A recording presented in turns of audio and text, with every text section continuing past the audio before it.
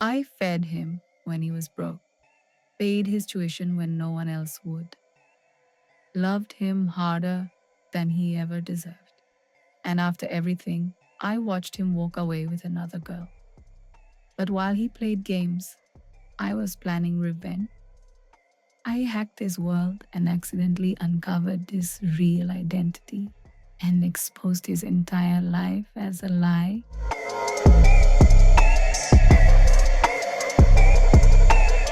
You ever look back at a relationship and wonder, was I dating a man or a walking, talking red flag stitched together with lies? Because that's exactly what it felt like with Julian. We had been on and off for 2 years, not the cute, flirty kind of on and off you read about in romance novels. Number, this was a slow, agonizing burn of screaming matches, silent treatments, emotional manipulation, and the rare golden breadcrumb of affection that kept me crawling back. Julian always had a poetic way of saying sorry. He'd look at me with those stormy eyes and say, Elena, you're the only woman I'll ever marry. And stupidly, embarrassingly, I believed him every single time. But I should have known better. I should have left the first time he dodged introducing me to his mother. I remember it so clearly. We were grabbing coffee in downtown Lyon, and I casually said, we should have dinner with your family soon. His response, why do you want to meet them? That's weird. Weird. Me wanting to meet his family was weird. That was red flag number one. Red flag number two. His mysterious group of friends that I never got to meet, especially the infamous Bianca, who everyone, including Julian, called Big B. Don't ask me why she had that name, but she certainly filled up every conversation like she was the main character. They gamed together, traveled to conventions together, shared memes, and yes, exchanged late night messages filled with enough inside jokes to write a damn sitcom. And no, I wasn't allowed to join the game server. Julian told me it would mess with the dynamic, as if my presence was toxic to their sacred online utopia. The irony. But you want to know the part that makes me feel like the world's biggest fool? The part that still makes my jaw clench. When he got cut off from Fasforetta College in Marseille, guess who paid an entire quarter of his tuition? Yup, me, Elena, the bank.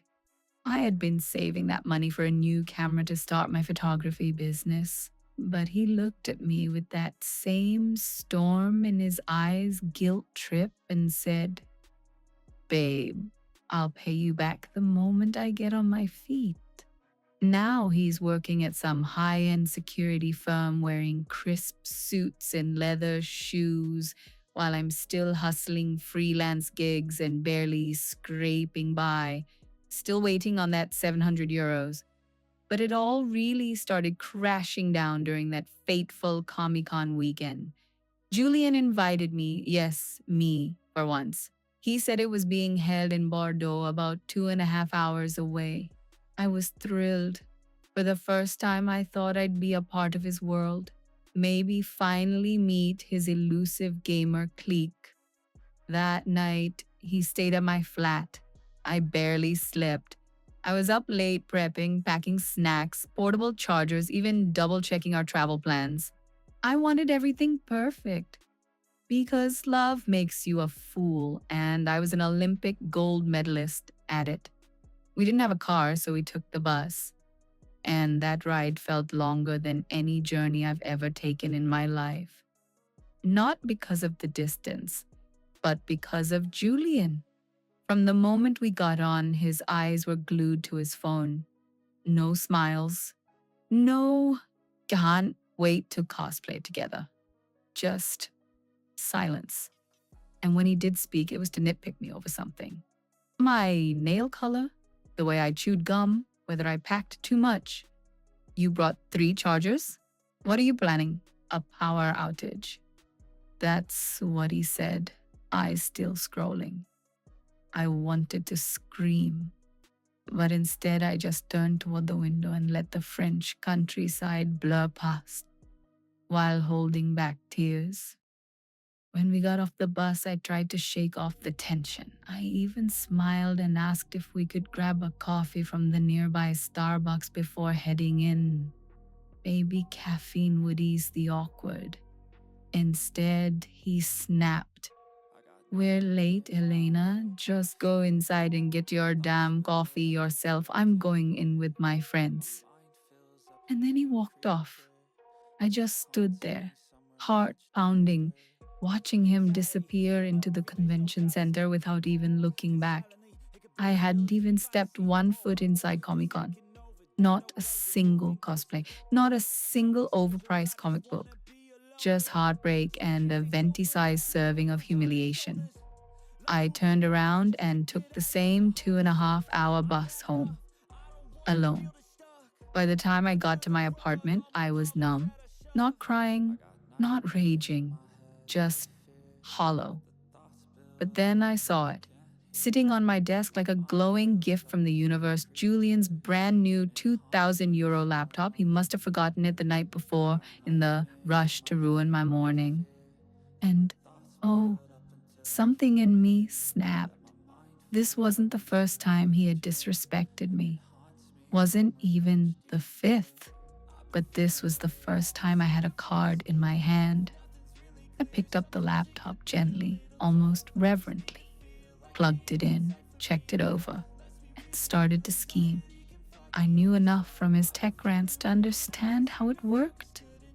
As long as it wasn't connected to Wi Fi, it couldn't be traced. And lucky for me, I had a small, dusty storage unit tucked behind my building. Barely any cell signal, and definitely no Wi Fi. Jackpot. I packed the laptop in its fancy carrying case, wrapped up the headphones, the mouse pad, the whole kit. I even tossed in a microfiber cloth because, I'm thoughtful like that. Then I walked calmly to the unit and slid it into the bag behind some boxes of old books. And then I waited. 6 hours passed before I got the text. Julian, on my way to pick up my things. My reply was instant and cold. I don't want you in my home.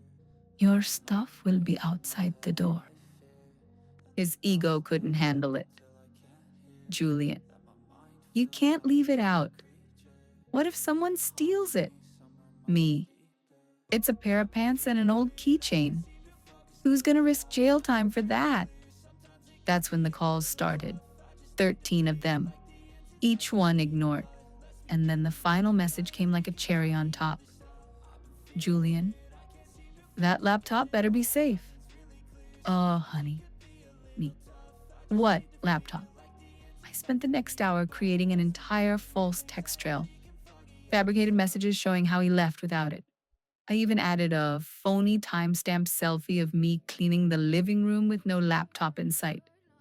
When he arrived, he banged on my door like he was the police himself. I didn't flinch. I let him knock, yell, even plead. Then came the actual police, called by him, of course. They entered, looked around, asked questions. I smiled, offered tea, showed them the evidence of his forgetfulness, played the innocent, patient girlfriend just trying to enjoy her weekend. They found nothing. Of course, they didn't.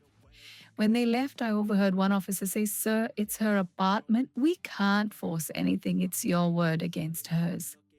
Then I heard it. Julian, crying outside on the steps. I wanted to feel triumphant, powerful, vindicated. Instead, all I felt was tired, but I didn't open the door. I didn't comfort him. I didn't let guilt win because I knew where that laptop was.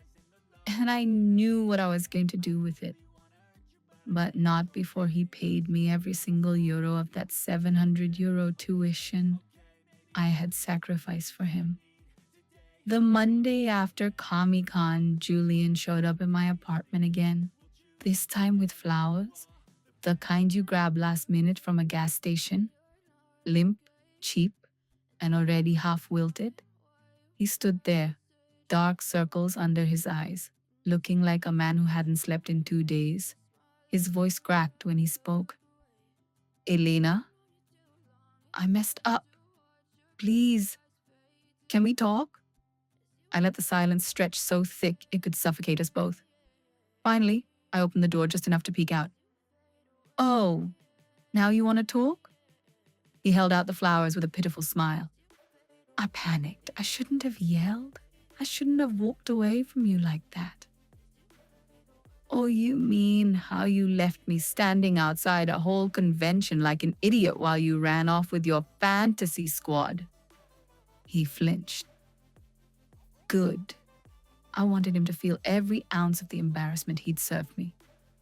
I don't know where my laptop is, he finally said. I swear I left it at your place. I raised a brow. Maybe you did. Maybe you didn't.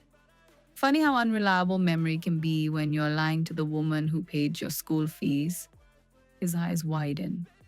I'd never said that to his face before, but I wasn't holding back anymore. No more cool girlfriend vibes. No more grace. Elena, he said, his voice trembling now, that laptop has everything. My client files, my crypto wallet keys, even the contract for the new job offer. If I lose it, I crossed my arms, completely unfazed. Sounds like a you problem. His phone buzzed, and I caught a glimpse of the screen. A message from Big B, Bianca, popped up. Still on for tonight? I raised a brow. Still talking to Bianca, huh? He fumbled to hide the screen. It's not what you think. Oh. I tilted my head. Because what I think is that you've been emotionally cheating on me with your gaming mistress for months, maybe even longer. He stepped closer. Elena, please, don't throw away what we have over some stupid laptop. That was when it clicked. He didn't care about me. He cared about the laptop, his precious files, his reputation, his secrets. He was only here because he thought I had the power to ruin him. And he was absolutely right. I slammed the door in his face and turned the key. And for the first time in 2 years, I smiled. Over the next week, I let the suspense marinate. Julian texted, called, even slid into my email like it was 2006. He offered to take me to Paris, offered to pay back the 700 euros with interest, said he'd cut off Bianca, said he'd change. But baby, you can't change a snake. You just give it new skin. Meanwhile, I had the laptop hidden in my storage unit, safe and cold. It became my little secret, my own ticking time bomb. Every time I looked at it, I felt powerful. Until I got curious, I booted it up, offline, of course, and oh, the things I found. A secret folder buried 3 layers deep, labeled private, do not open. Of course I opened it. Inside, screenshots, videos, voice memos. One folder was titled Big B Vids. Don't even ask what was in it. Let's just say if I had any doubt about the nature of their relationship, it died then and there. Another folder had files from Julian's current job. Highly sensitive stuff. Security blueprints, client names, even employee dossiers. It hit me like a freight train. This wasn't just revenge worthy. This was career ending. I could destroy him with a single email to his boss. But I didn't. Not yet. Instead, I copied the files to a flash drive, encrypted them, and created a backup folder on a burner Google Drive under a fake name. Jules deserves it 87. Petty? Absolutely. Satisfying? More than a hot bath and wine after a breakup. I wasn't done. Not by a long shot. 3 days later, I attended a gaming cafe meetup Bianca had RSVP'd to on Facebook. I created a burner account, joined the group chat, and showed up early looking unrecognizable. Hair slicked back, oversized hoodie, no makeup, glasses, total NPC vibes. I spotted Bianca in the corner, glued to her phone, laughing with another guy in a Captain America hoodie. I walked by and accidentally dropped a flash drive on the floor near her table, waited, watched. She noticed, picked it up. Then I slipped out. Later that night, I got a message from Julian. Did you give my files to Bianca? What files? You think this is a game? Kinda ironic coming from you, Mr. Game Night. Blocked. I poured myself a drink, sat on the balcony, watched the city lights flicker like fireflies. And that's when it happened. Bianca posted a tweet. Imagine finding out your online BFF is a pathological liar who's been using your convos for blackmail insurance. I hope you choke on your graphics card, Jules. The replies? Savage? His entire little gamer crew turned on him. Screenshots leaked, DMS were exposed, memes were born. My personal favorite, a picture of a snake wrapped around a gaming controller with the caption, Julian, the final boss of betrayal. His online rep? Shattered. But that wasn't even the best part. A week later, I got a DM from one of his coworkers at the security firm. Theo Dumas. Hey, not sure if we've met, but I heard some things through the grapevine. Just wanted to say, you're a legend. Julian's been suspended pending investigation. Someone leaked files from his laptop anonymously. His supervisor was not amused. I didn't respond, just smiled.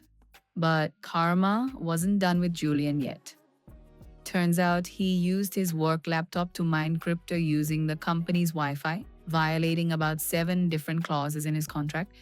And since the missing laptop was his personal one, not company issued, his boss assumed he'd lost sensitive data, which was a big no-no in the cybersecurity world. He didn't get fired. Oh no, he got blacklisted. Word spread fast in the tech world. 1 week, he was bragging about being headhunted for a Swiss position. The next, he was driving for a delivery app. And me, I got my 700 euros back in 4 175 euro transfers labeled loan return. I didn't even reply. Just withdrew the cash, printed a photo of myself holding it like poker chips, and slipped it into the storage unit beside the laptop. A trophy? My own Mona Lisa. I could have burned it all, could have sent that laptop to the company, to the police, to the media. But I didn't need to. He was already ruined. And I wasn't done yet, because Julian had one more secret.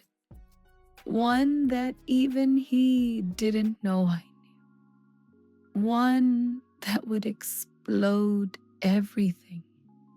After everything Julian had done, stealing my peace, playing me for a fool, betraying me at Comic-Con, I should have felt complete after wrecking his online world, blacklisting him from his career and watching Bianca drag his name through digital filth. But deep down, I wasn't done, because I knew something he didn't. Something that had the power to destroy not just his reputation, but the very identity he clung to. It started with a simple receipt.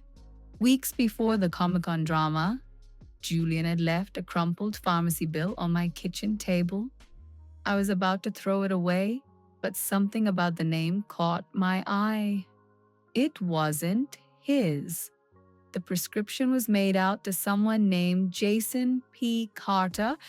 I'd never heard the name before. I asked him about it once offhand, and he said it was a friend's. I let it slide. But now, with the way things were unfolding, my gut told me something was off. So I did some digging. The next day, I went full private investigator, burners, databases, fake accounts, you name it. And what I found? Julian didn't exist. not in any real government recognized way. But Jason P. Carter? Oh, he was very real. A man who had been arrested 3 years ago in Lyon for fraud. Someone who'd assumed a new identity, moved cities, dyed his hair, and changed his social media trail so thoroughly he could have worked for the CIA. I found the mugshot. I stared at it for 5 full minutes, heart pounding. It was him. Julian was Jason, a con artist. I sat back stunned. All those little things that didn't add up suddenly made sense. The constant job hopping, the paranoia about photos, the way he never let me tag him in posts or meet his family. There never was a family, just a man with a trail of broken promises and buried lies. And now I had the proof. I made copies of everything: arrest reports, court records, even the forged name on his new job application. I kept them sealed in a manila folder I labeled Game Over. But instead of confronting him, I planned something better, something theatrical. Julian's 30th birthday was coming up, and he was throwing a low key game night at his new apartment. Despite everything that had happened, he still had a few clueless friends who hadn't caught wind of the storm I'd unleashed. He invited me out of desperation, probably hoping to look like we'd reconciled. I accepted. But I didn't come alone. I brought a little gift, the folder, tied with a red ribbon. Inside, I added a note in cursive: "Your game is over. Say hi to Jason for me." The night of the party, I dressed to kill. Red dress, black heels, confidence radiating like a second skin. I walked in like a queen entering the arena. Jason was mid toast when he saw me. His eyes widened. His smile faltered. He looked like a man watching a ghost rise from the ashes. "Elena," he said, voice tight, "I didn't think you'd actually come." "Oh, honey," I purred, "I wouldn't miss it for the world." He tried to play it cool, seating me with the others, pretending things weren't intense. But he kept glancing at me like I was a ticking bomb. He was right to be nervous. When the cake came out, I slipped away for a moment, walked to his room, and left the manila folder on his bed. Then I returned, calm, smiling. 5 minutes later, he excused himself to the bathroom, and then, boom, the sound of his feet pounding down the hallway, the door to his bedroom flinging open. Silence. Then, "Elena!" he shouted. The whole room fell quiet. Everyone turned. He stormed back out, face pale, hand clutching the open folder. "What is this?" I sipped my wine.